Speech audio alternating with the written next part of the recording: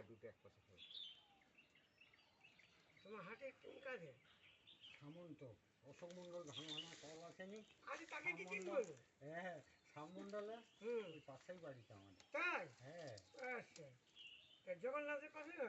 হ্যাঁ, তাকে বলবো এবার খোলার দরকার না কিছু বলতে হবে। সে জানি ওই ধারে যান। যান আমি চিনি।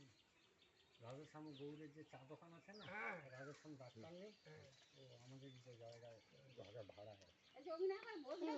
সব পোকা বসে যাবে, একটু রাখতে পারি মোমবাতি করে আজকে এত অনেক হায়ার নেই।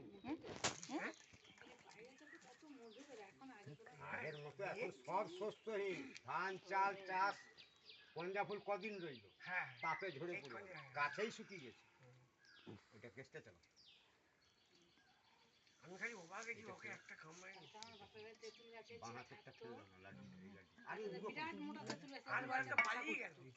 5 কেজি হাত থেকে ছেটকে তুলে ফেললো। 5-7 কেজি করে মুরগি রাখতেন। হ্যাঁ, 8-10 কিলো বাড়ায়। আমার বাপের একটা গাছ ছিল তেঁতুল গাছে প্রতি বছর দেশি মুরগি। এখন সেসব উঠে পালিয়েছে। একটা দেশি চাবে আমাদের কাঁঠাল গাছটা দিনে চারে খাঁতে বসেছিল। আমাদের দুদিন বসেছিল পালিয়ে। এই 2.5 কিলো মাল হয়ে যায়। সে তো আমি ওইখান থেকেই তোমাকে বলে দিচ্ছি। হাতে একটা করে দিলা। আমার সমাধান জানা নেই।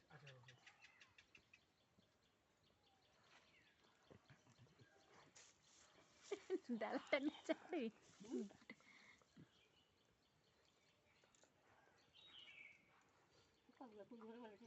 না না খালি মধু ছাড়া কাটা হয়। মধু ছাড়া দিবে। সেদিকে মধু অন্য লোকে যাই করে আমাকে দিবে। এখানে কেসটা চাও। ঘরের জিনিস মোদের যে রীতি ভালো করে নাই করো তাহলে এটা পুরাটি। আচ্ছা কি দিয়ে রাখবো? গোলমরিচ। গোলমরিচ দিয়ে কি ঝাল হয়ে গেছে মধু খেতে পারি আবার তোমাকে ভেঙে দিচ্ছি। না গোটাই আছে। গোটাই তো হবে, কোনোদিন ঝাল হবে। ঝাল হয়ে গেছে কেন কি জানো আমাদের গোলমরিচ আর তুলসী পাতা আমরা 15টা 20টা 25টা করে জারে ফেল দিয়েছি, বলে কিছু ঝাল হবে না। বরং লঙ্কা পচে যাবে, কিন্তু গোলমরিচ হাড্ডি। লঙ্কা দিচ্ছে বলে নাকি কি ওই লঙ্কা দিছ ওই জন্য ঝাল বলেনি যে আমি লঙ্কা দিচ্ছি গোলমরিচ দিচ্ছি, লঙ্কা পচিয়ে ঝাল হয়। না উনি গোলমরিচ বলছে আমার এত বছর আর কিচ্ছু লাগবে না।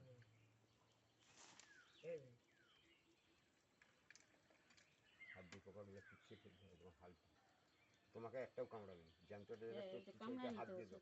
ভগবান তোমাদের কি বর আছে বর নয়, ও একটু বেতাল হলে সব জীবন বর সব বাদ দিয়ে দাও। উঠে গেছে মাথা পাগলা মধ্যে তো কাটে রে বাবা তাকে। হ্যাঁ ও কি শুধু কেসটা যে পোকা আজকে এটা সরে গেছে, ও এক একটা চাকে সরবে নি, কেসটা যে ঠেলে ফেলাতে হ্যাঁ ঘন করে চলে যাচ্ছে। তোমরা যেন জামা একটা লম্বা লম্বা কিছু বলেনি।